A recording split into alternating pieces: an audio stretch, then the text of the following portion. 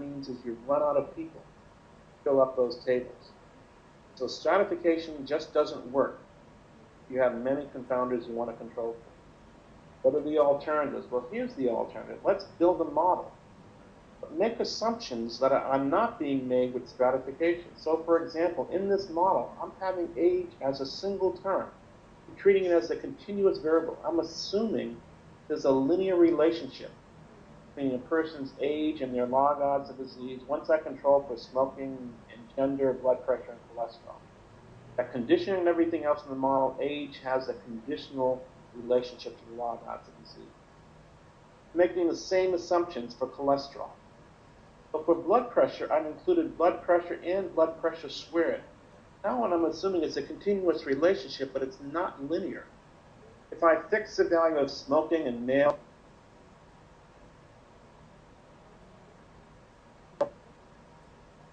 is equal to something plus B4 times blood pressure plus B5 times blood pressure squared. That's a quadratic relationship. That means I'm assuming a curved relationship, like a piece of a roller coaster. That blood pressure doesn't have a linear relationship to your log odds of disease. It has a curved relationship. And probably what it's reflecting is that low blood pressure, very low blood pressure, hypotension is bad for you. Very high blood pressure, hypertension, is also bad for you. This model is allowing the effect of blood pressure to be reflected by a J-shape or a U-shape relationship, where very low or very high blood pressures are bad, but blood pressures in a middle range and normal range are actually good. They actually have a lower risk.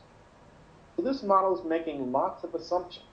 Linear for the effect of age and for the effect of cholesterol, quadratic for the effect of blood pressure. It's also making assumptions of additivity. It's assuming that the effect of smoking, reflected by this B1 term, doesn't depend on your value for male, doesn't depend on your value for age or blood pressure or cholesterol. It assumes that the effect of one factor, reflected by the size of its coefficient, doesn't depend on the levels of the other factors in the model. So those are the assumptions we can make in a model that we cannot make in a stratified analysis. How do you decide whether these assumptions are tenable, are correct?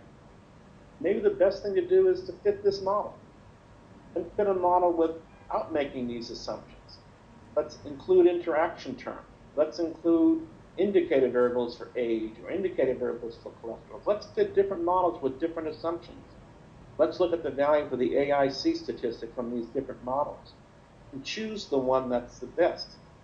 The way in practice we end up with our final model is a mixture of expert knowledge that might make it reasonable to make an assumption of quadratic for the relationship for blood pressure, reasonable to assume linearity for age and cholesterol. In other words, clinical medicine or other papers might have suggested this might be the best way to. So part of the justification for a model is based on prior knowledge, and part is based on the data. By fitting different models and comparing the fit for these AIC statistics.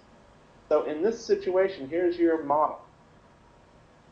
The minus 2 log L dropped from 1350 down to 1236. It didn't drop by 29 points, it dropped by 114 points. That's a significant drop, p less than 0.05, meaning the model with the intercept and the covariates is significantly better than the model with the intercept only. You don't know whether that significant drop is due to male, or it's due to smoking, or it's due to age, or blood pressure, or cholesterol. It could be due to all of them or only one of them. This is a 6-degree of freedom test because this model is comparing the fit of a model with just the intercept only, V0, to a model with the intercept plus 6 added terms: smoke, male, age, SBP, SBP2, and cholesterol. And this global test is telling me that's an improved fit. But it doesn't tell me whether male is important or age is important or blood pressure is important. The next piece tells us this. So if we want to know whether smokers were different from non-smokers, after you control for sex and age and blood pressure and cholesterol, the adjusted for age, sex, blood pressure, and cholesterol effect of smoking is a B1 term of 0.18, the standard error of 0.15. That corresponds to a non-statistically significant p greater than 0.05, p equals 0.23 effect. The odds ratio is 1.2, with a confidence interval going from 0.89 up to 1.6. And like we mentioned a few weeks ago, notice the confidence interval contains the null value. Notice it contains the number 1, meaning these data support the hypothesis that the true adjusted effect of smoking is an odds ratio of 1. That's exactly what this coefficient of male was showing us with its p-value of 0.23. So this is how we decide what factors to go into a model, based on prior knowledge and based on the data. This is how we interpret those results. And in your homework exercise for next week, I'm going to give you a model like this, not using Framingham data set, but using some data from that Marjorie Mal let us borrow that we're going to be using in the last 3 weeks of this series when we talk about SAS programming. So for your homework exercise that we gave you last week, we asked you to think about it. Now you should be able to think about it a little bit more. I give you a 2x2 table, a crude relationship. That's essentially looking at a model with just an intercept term. Now I also give you a model that has a number of factors in it. I want you to focus on one risk factor, the island, the location of where these individuals came from, and hopefully next week we can give you a little bit of a background of what these variables represent. But that's what I want you to think about for next week, how you look at a model like this and interpret the results. That's the homework exercise. So let's see, where do we stand? My clock says we have 9 minutes left. So why was SBP2 added, Patrick is asking. And Patrick, I'll get to your question about degrees of freedom next week. But let's talk about this question. He asked, why do we have SBP in this model? Well, first of all, notice that in this model with SBP2, and SBP2 is the square of a person's blood pressure.